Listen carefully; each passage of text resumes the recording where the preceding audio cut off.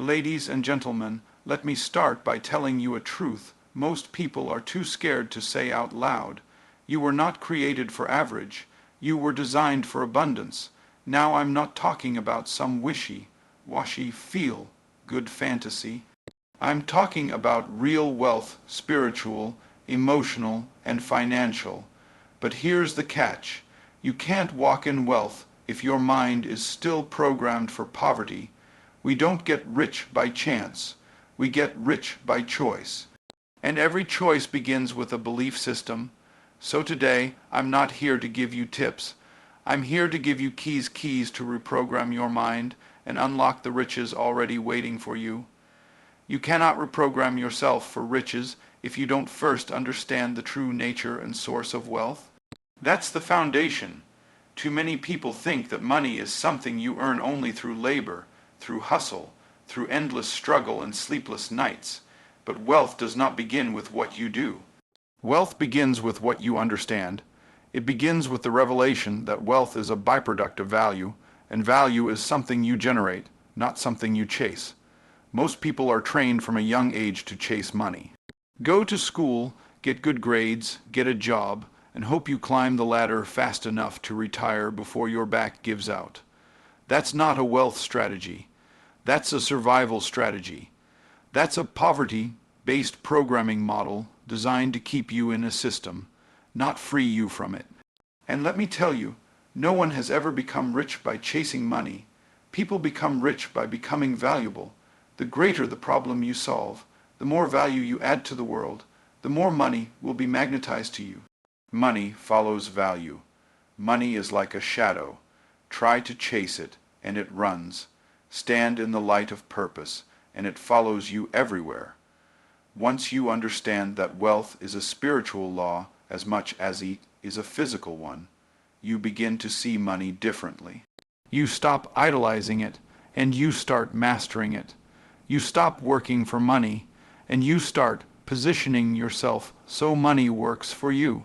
This shift in thinking is massive, because when you see money as a servant instead of a master, you stop fearing it, and you stop being limited by how much of it you currently have. It's not about how much you have in your bank account right now. It's about how much value you can generate consistently, intentionally, and at scale. A rich person isn't rich because they're lucky. They're rich because they've learned how to position themselves in a stream of value creation that never dries up. The average person thinks wealth is about accumulation, but the truly rich understand that wealth is about circulation. Money is meant to move. It grows when it flows. If you hold on to it out of fear, it stagnates. If you release it with wisdom, it multiplies. The person who understands this begins to see opportunities everywhere, not just to make money, but to make an impact. And when you make impact, income follows. You don't have to beg for it. You don't have to scheme for it. And you definitely don't have to compromise for it. All you have to do is increase your value, solve higher-level problems, and elevate your thinking. Every dollar you earn is just a certificate of value proof that you've helped someone solve a problem. That's it. So if you want to earn more, help more people, help them better, help them faster, help them in ways no one else can or will. When you do that, money becomes a side effect, not a struggle. It becomes natural, not forced. But you can't do that if you're still operating with a scarcity mindset. Scarcity tells you that there's not enough to go around. Scarcity says someone else's success means less for you, but abundance says the opposite. Abundance says the more value you create, the more everyone benefits, the more you rise, the more you can lift others. That's how wealth works. That's how the richest people in history have operated. They didn't just collect resources, they created systems that produced resources. They didn't hoard information, they shared solutions. And as a result, wealth chased them, not the other way around. Once you grasp this, you begin to realize that wealth is not about what's in your hand, but what's in your head and heart. You can never outperform your self-image. That is one of the most powerful truths you will ever encounter in your journey to wealth. You see, most people are struggling financially not because they lack opportunities, talent, or even effort, but because they are trapped inside a mental prison built by their own identity.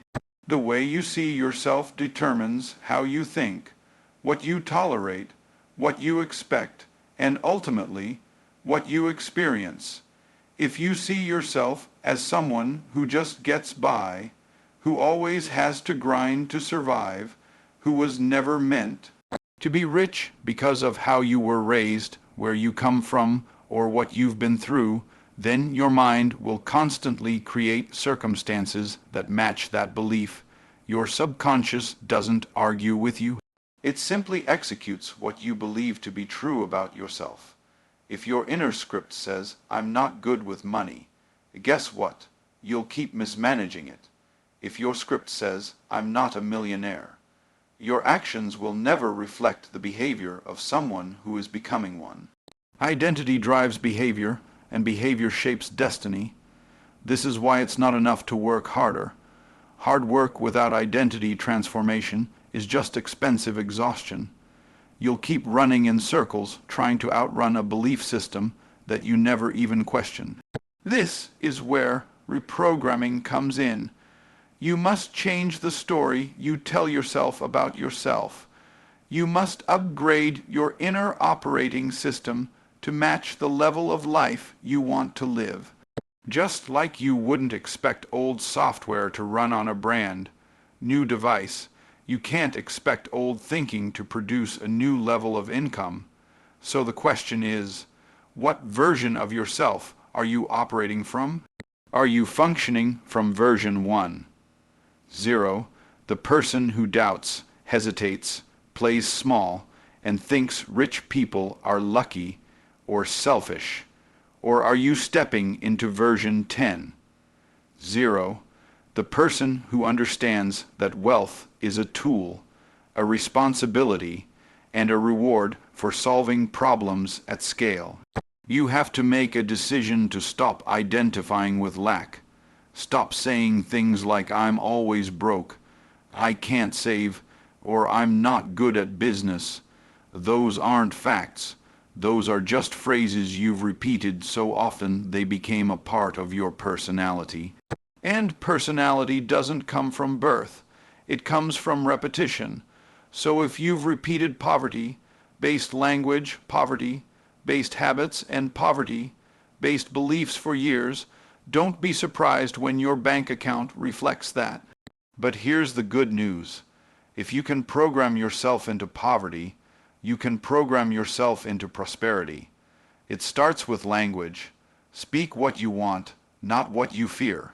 Begin declaring, "I am wealthy, I am capable, I attract opportunities, I manage money with wisdom, I create value everywhere I go." Don't just say it once. Say it until it becomes second nature.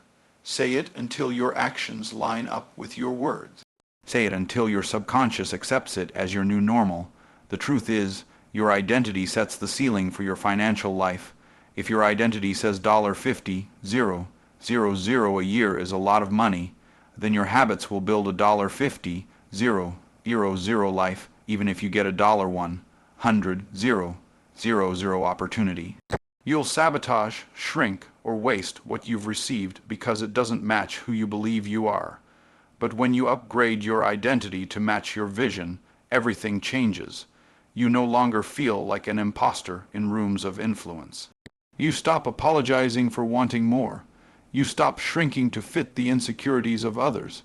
You start operating with confidence, clarity, and conviction because you are not trying to become rich. You already are in your mind, and the physical reality is simply catching up. This is the level where things begin to align, doors begin to open, people begin to recognize your value, and wealth starts flowing to you through channels you never expected because your new identity demands it. Words create worlds, and the language you use around money determines the world you live in. If you want to program yourself to be rich, you must first master your money language. The way you talk about money reveals how you think about money, and how you think about money determines how you manage it, attract it, and multiply it. Most people don't even realize they're cursing their financial future every single day with the words coming out of their own mouths. They say things like, "I'm broke," "I can't afford that," "Money doesn't grow on trees," "Rich people are greedy," or "That's too expensive." And every time they say those things, they reinforce a mindset of scarcity, limitation, and lack. They're not just describing their situation, they're creating it, affirming it, locking it in place with their own agreement. What you speak consistently becomes your reality eventually. That's not just motivation, that's law. When you say, "I can't afford it," your brain shuts down. It accepts defeat. It no longer searches for solutions, alternatives, or opportunities. But when you shift the language and ask, "How can I afford it?" your brain goes to work. It becomes creative. It starts finding ways to make things happen. That simple shift from a statement to a question changes everything because it moves you from powerlessness to possibility. And wealthy people understand this principle. They don't speak in limitation. They speak in strategy. They speak in vision. They don't say, "That's too expensive." They say, "What can I do to create the income that allows me to invest in that?" They don't say, "I can't win." They say, "What must I learn to win consistently?" The difference between those who grow rich and those who stay stuck is often found in the invisible power of words. Language shapes belief, and belief shapes behavior. If you constantly talk like a victim, you'll behave like one. If you talk like someone waiting for a miracle, you'll wait your whole life. But if you begin to speak like someone who commands their environment, who declares their outcome before they see it, who speaks life over their money, their business, and their future, then you begin to build the kind of internal momentum that creates external results. Words are spiritual tools. They have the power to bless or bind, to build or break. And every time you open your mouth, you are either inviting wealth or rejecting it. You need to speak the language of abundance, the language of value, the language of opportunity. Begin saying things like, "I am a wealth magnet. Money flows to me in expected and unexpected ways. Every dollar I spend comes back multiplied. I always find creative ways to serve others and increase my income." And don't just say it in private. Say it when you feel pressure. Say it when fear tries to creep in. Say it when your current bank balance doesn't agree with your vision. Because your words are not a reflection of your circumstances, they are declarations of your future. Wealthy people don't let their environment dictate their vocabulary. They let their vocabulary dictate their environment. They build their financial world from the inside out, not the outside in. That's why two people can come from the same background, the same city, the same school, and end up with two completely different lives, not because of luck, but because of language. One person kept speaking fear, doubt, and survival. The other chose to speak power, vision, and increase. Your mouth is a steering wheel. If you don't like where your life is going financially, check the direction your words are pointing. Because your income will never rise higher than the language you use about it. And your future wealth is hiding inside the words you're speaking today. Whether you recognize it or not, environment is stronger than willpower. And if you want to program yourself to be rich, you must start by intentionally designing the environment that supports that level of wealth. Too many people are trying to build a millionaire mindset while living in a poverty environment. They're reading books about success while surrounded by people who constantly complain, blame, gossip, and settle for less.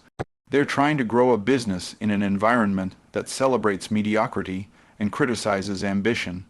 That's like planting a seed in concrete and hoping it grows, not because the seed isn't powerful, but because the soil is not designed to support growth.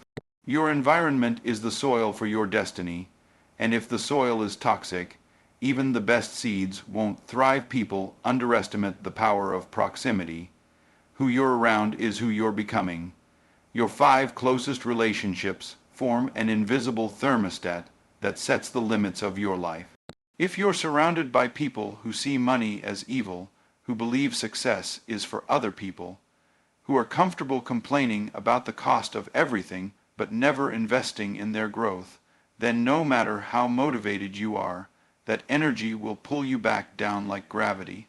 You may have the desire to succeed, but they will feed your doubt more than your faith. That's why you have to curate your environment like your future depends on it, because it does. You need to be around people who challenge your comfort zone, not coddle it. People who normalize excellence, not excuses. People who talk about ideas, strategies, investments, solutions, not just about problems, politics, and drama. Because when you're in the right environment, you don't have to fight for inspiration, you absorb it. You don't have to force belief. It gets transferred through conversation, through energy, through culture. Wealth has a culture, and if you want to be rich, you need to immerse yourself in that culture until it becomes your default setting. That means auditing your relationships, your daily habits, your digital input, your physical space. Look around your home, your phone, your routine. Is it designed to build the version of you that creates wealth? Or is it keeping you in the cycle of distraction, procrastination, and small thinking? Are you consuming content that educates and empowers you, or content that entertains you while draining your time and creativity? Are you surrounded by reminders of your goals and vision, or surrounded by clutter, chaos, and compromise? Every part of your environment is either pushing you forward or pulling you back, and it's your responsibility to make that environment match your highest potential. Rich people don't leave their environment to chance. They build it. They intentionally choose their mentors, their friends, their networks. They invest in masterminds, events, books, coaches, and communities that speak the language of wealth and abundance. They avoid places and people who normalize broke thinking, who mock ambition, who downplay discipline, because they understand that exposure changes expectations. When you're exposed to what's possible, your standards rise. You stop settling for average. You stop thinking small. You start asking better questions, taking bolder actions, making bigger moves, not because your willpower improved, but because your environment made greatness feel normal. Your environment is your advantage or your enemy, depending on whether you designed it or drifted into it. If you want to reprogram yourself for wealth, don't just try to change your thoughts in isolation. Change the room you're in. Change the conversations you're hearing. Change what you see when you wake up and what you feed your mind before you sleep. Because when the environment aligns with your vision, success becomes less of a struggle and more of a rhythm that you naturally live in and rise with every single day. Money is attracted to clarity, and clarity is the byproduct of purpose. If you want to program yourself to be rich, you must stop chasing money and start pursuing purpose. The reason so many people never step into wealth is because they've confused the tool for the target. Money is not the goal, it's a servant to your mission. And when you live on purpose, you become a magnet for provision. The world rewards those who solve problems, and purpose is what reveals the problems you are uniquely designed to solve. When your life becomes aligned with contribution rather than consumption, money begins to chase you instead of you constantly running after it. And it all begins when you decide to become a person of value. Purpose gives your life direction, and that direction creates the momentum that wealth requires. You were not born just to pay bills and die. You were not created just to survive, clock in and clock out, live for weekends and dread Mondays. There is something inside you that the world needs, something only you can deliver in the way that only you can.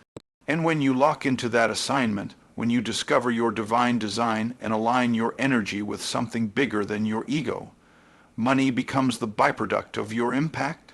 You stop asking how much you can get, and you start asking how much you can give, not just in donations, but in solutions, in leadership, in creativity, in excellence. And when you become that kind of person, the kind of person who wakes up every day with fire in your bones and service in your heart, you'll find that wealth starts to flow toward you because value is always rewarded in the marketplace. So many people are grinding, hustling, burning out, trying to make money with no clarity about who they are or why they're even doing it. That's why the hustle feels heavy, because it's rooted in fear, not in flow. But purpose creates flow. Purpose energizes you. It gives your work meaning. It makes you magnetic. It draws people, opportunities, and resources, because there's something contagious about a human being who knows exactly why they're here and refuses to waste another moment living beneath that calling. Purpose puts pressure on potential. It demands more of you. It stretches you. It refines you. But in the process, it transforms you into someone who doesn't just want wealth, but someone who can handle it, manage it, multiply it, and use it to make a difference that outlives you. Wealth without purpose is just noise. It doesn't satisfy. It doesn't sustain. That's why so many people get money and still feel empty, anxious, or lost. They pursued paper instead of purpose, and now the money they thought would heal them only exposed their inner poverty. But when you pursue purpose first, money becomes a tool for expansion, not an identity to cling to. It becomes a resource for vision, not a replacement for meaning. Purpose brings alignment. It brings focus. It helps you say no to distractions and yes to destiny. You stop wasting energy on things that don't matter. You stop compromising your time on people who drain you. You stop undercharging for the value you bring because you know what it's worth. And you begin to build wealth not from a place of insecurity, but from a foundation of intention. Your purpose is the blueprint. It is the roadmap that leads to your provision. When you commit to that path, doors open, ideas come, favor finds you. You get divine downloads, strategic partnerships, clarity in the chaos. You don't need to manipulate, you don't need to chase, you don't need to compete. You just need to align, obey, serve, and become. Because when you move in purpose, you move with power. And power produces profit, not just financial profit, but the kind of wealth that touches lives, that funds dreams, that builds legacies, and that programs you not only to be rich, but to be rich with meaning, impact, and unstoppable momentum. I want to leave you with this. You are not poor because of lack of money. You are poor because of a broken program. And today, you have the power to change that. Decide now that you're done with excuses, done with playing small, done with survival mode. You were made for impact. You were made for overflow. You were made to be rich, not just for you, but for everyone you're called to bless. So don't just hear this message. Program it into your soul. Walk out of here with a new identity, new habits, new faith, and step into the life that was always yours. Thank you.